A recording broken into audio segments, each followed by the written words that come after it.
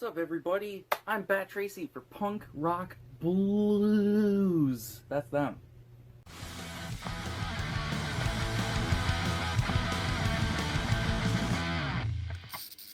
What's up, everybody? Bat Tracy back in to do my top 10 best favorite movies of all time.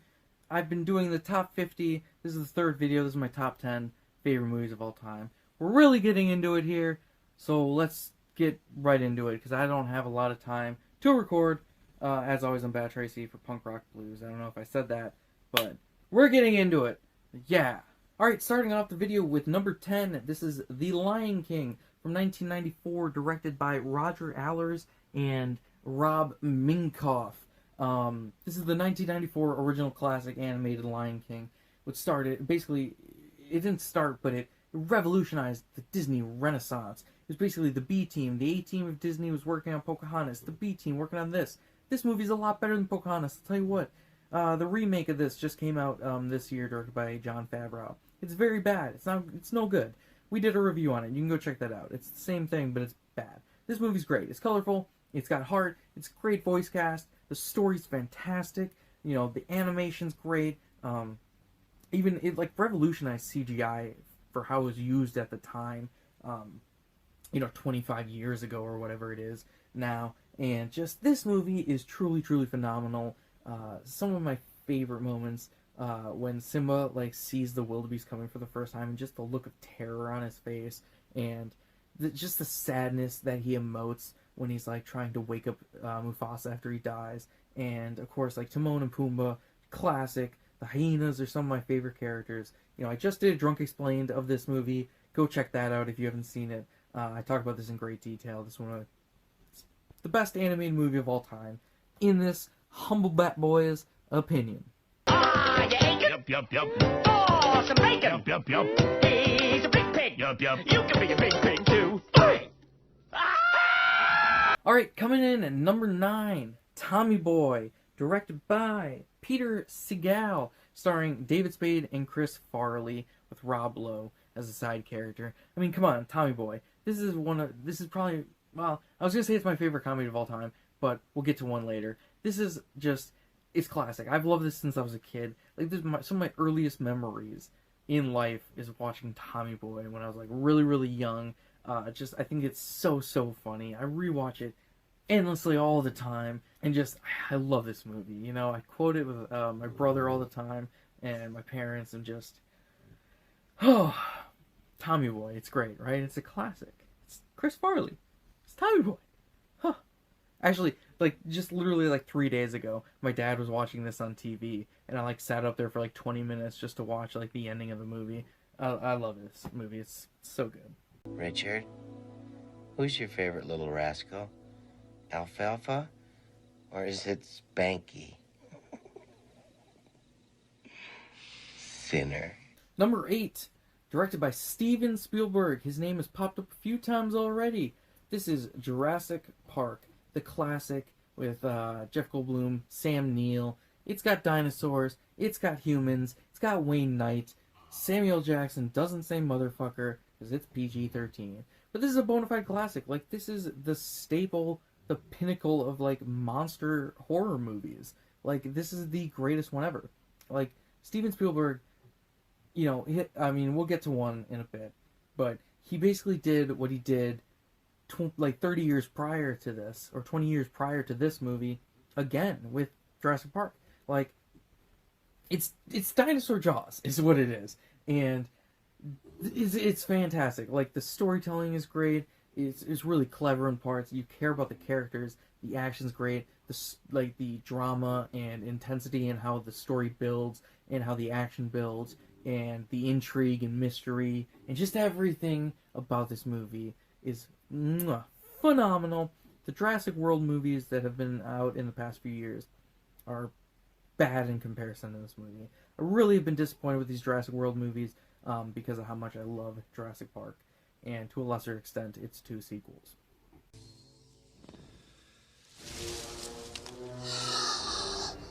Clever girl. Alright, coming in at number 7. This is a more recent movie. This is Hell or High Water. It was directed by David Mackenzie. I think he also wrote the movie. I'm not 100% sure. It's directed by, starring Chris Pine, Ben Foster, and Jeff Bridges. Ben Foster, one of my favorite actors of all time. He's phenomenal in this movie. I told you in the first video, we talk about him later on. Here it is again in this video.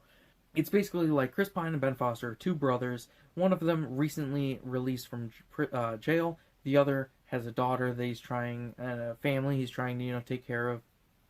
And so basically, they are robbing banks to get money to buy back their farm that their dad left them. They're about to lose it to the bank. And so they're robbing banks to buy back the farmhouse. And Jeff Bridges plays a sheriff who is after them on the run. It is phenomenal. This movie, I think, has like a 97% on Rotten Tomatoes. I think that's too low of a rating. This movie should have 101%. That's how good it is. It is one of the greatest movies I've ever seen. Think No Country for Old Men from the Coen brothers, and then go like 5 times better than that movie. And this is Hell or High Water. It's truly phenomenal. I think it's still on Netflix for free. If you have Netflix, go watch it there. It is well worth it. It is an amazing, amazing movie. Ben Foster, Chris Pine give some truly, truly amazing performances, and you truly buy them as brothers. Ben Foster, he is just, he's so good in this movie. Jeff Bridges, fantastic as always. Not so fucking tough now, are you, bitch?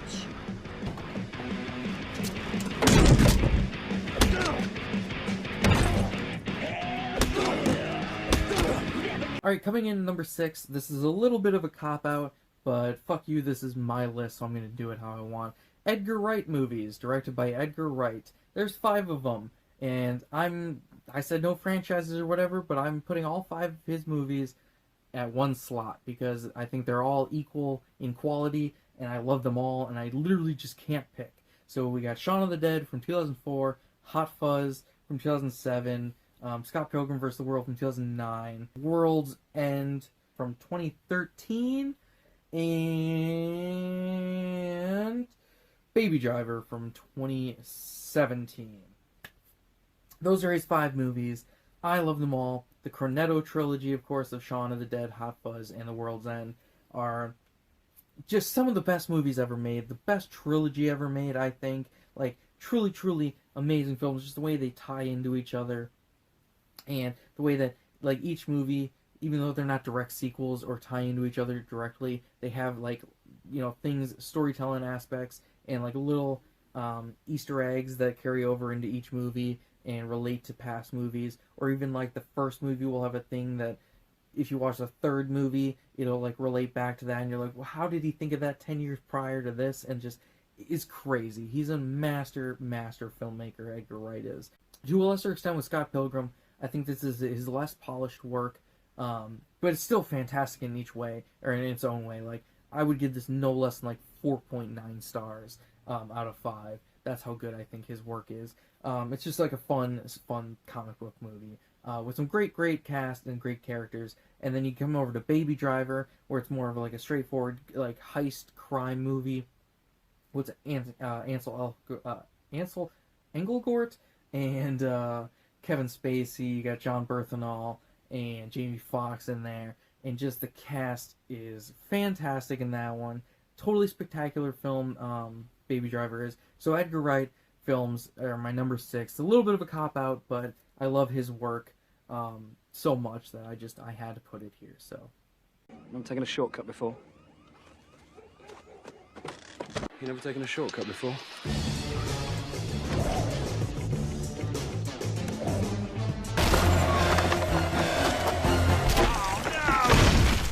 Alright, getting into the top 5 now with Stand By Me, directed by Rob Reiner. Stand By Me is a fucking classic. One of my favorite... obviously it's my top 5. I keep wanting to say it's one of my favorite movies, but it's obvious because I'm doing the list. It's 4 kids who, it's a coming-of-age story about 4 kids in the 50s who go on the search looking for a dead body.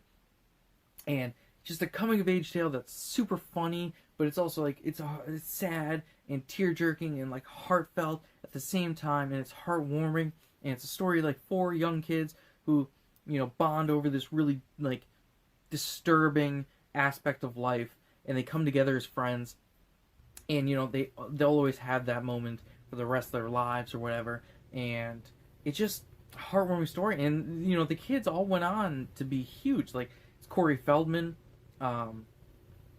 Jerry O'Connell, River Phoenix, and Will Wheaton. And then you even got like Kiefer Sutherland as Ace, the bully in this. Like the cast is great, and it's just so good.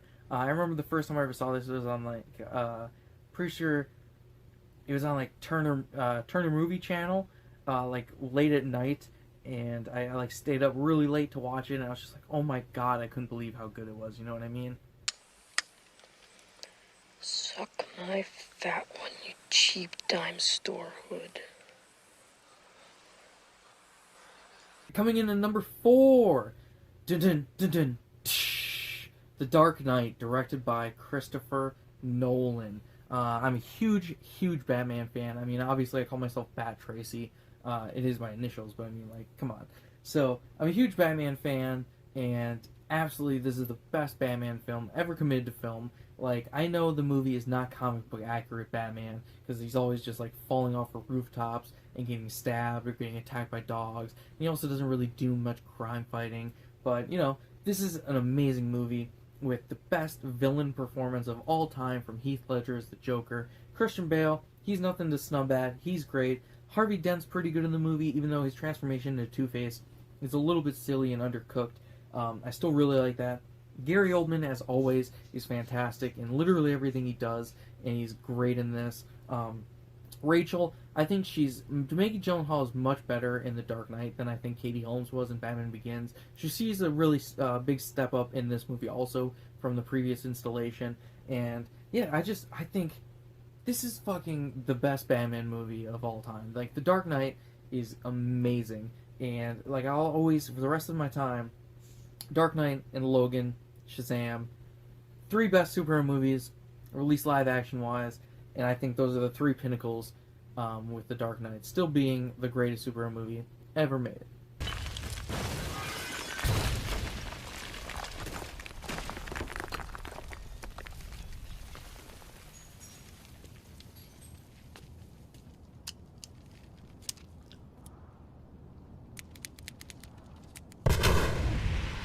Number 3, a little bit of a cop-out, but I'm putting Alien and Aliens both at number 3, because they are both, like, 100% in quality of films that I can't choose between them. I think I like Aliens a slight bit more, but both are just so good.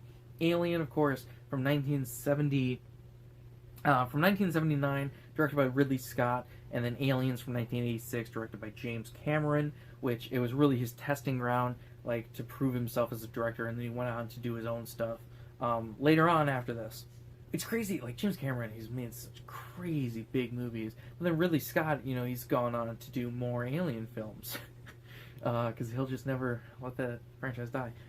Anywho, both these movies are truly spectacular horror films for the time that they came out. Even going back to them, like, I recently just rewatched these, like a month ago, and they're still so good. Like, the level of, like, drama that they build to, and the intensity, and the horror, and the action, and just the mystery of the aliens, and the intrigue of, like, where they come from, and what are they here for. Oh, they're literally just here to cause mayhem and kill people.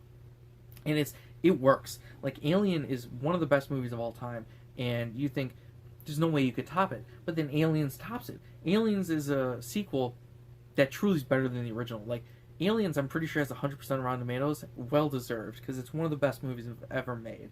Like, truly, Aliens is great. That's why I had to put both in my third slot, because they're both such spectacular, amazing films. That's just fucking great, man! Now what the fuck are we supposed to do? We're some real pretty shit now, man!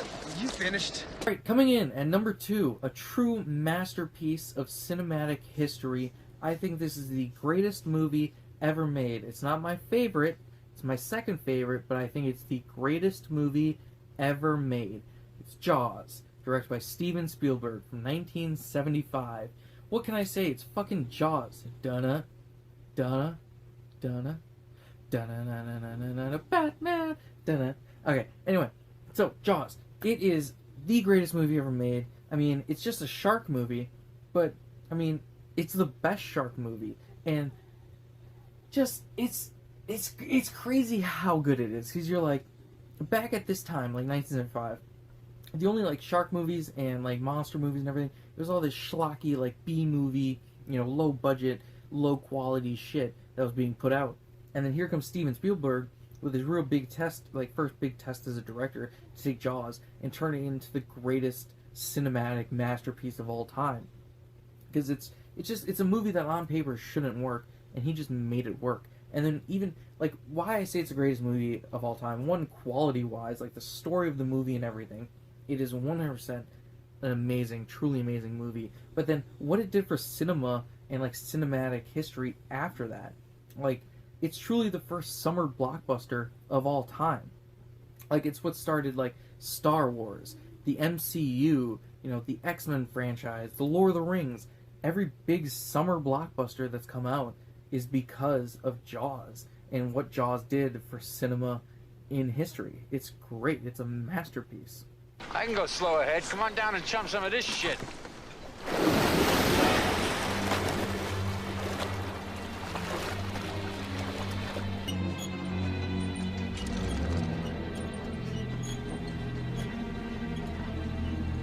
You're gonna need a bigger boat.